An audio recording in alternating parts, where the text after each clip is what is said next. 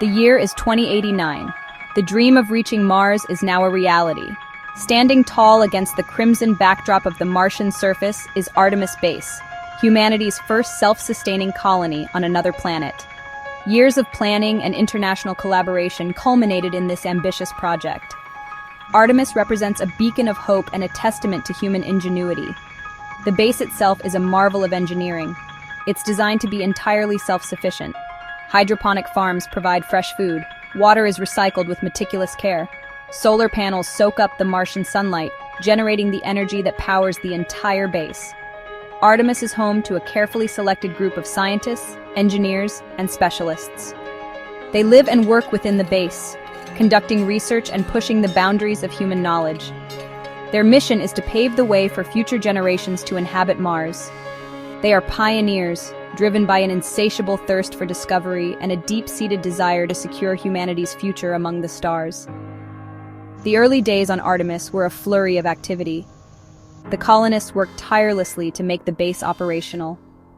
Every day brought new challenges and new triumphs. For a while it seemed like nothing could stand in the way of their success. But Mars, it turned out, still held a few secrets. Dr. Lila Haskins, Artemis Base's chief architect, is a woman who embodies meticulous planning and unwavering resolve. As the person responsible for the colony's design and functionality, she kept a watchful eye on every aspect of its operation.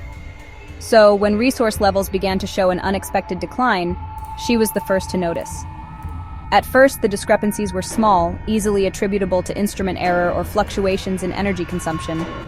But as weeks turned into months, a disturbing pattern emerged. The water recycling rate was slowly decreasing. The yield from the hydroponic farms was subtly diminishing. Even the power output from the solar panels seemed to be slightly reduced. The situation was deeply troubling. Artemis Base was designed to be a closed system, with resources carefully balanced and recycled.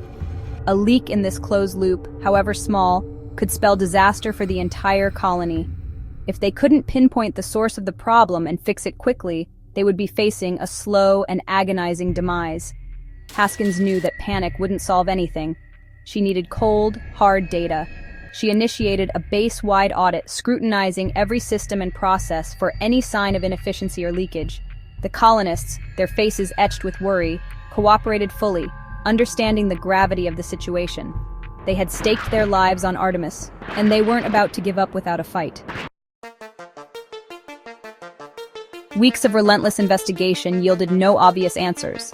The systems were functioning as designed. There were no leaks, no malfunctions, no human error to account for the dwindling resources.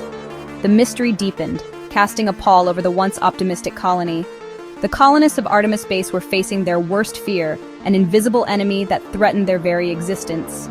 Then came a breakthrough, not from an examination of the base's machinery, but from an analysis of the Martian soil itself. Dr. Haskins, in a stroke of genius, decided to broaden the scope of the investigation. She suspected that the answer might lie not within their technology, but within the Martian environment they had so carefully studied.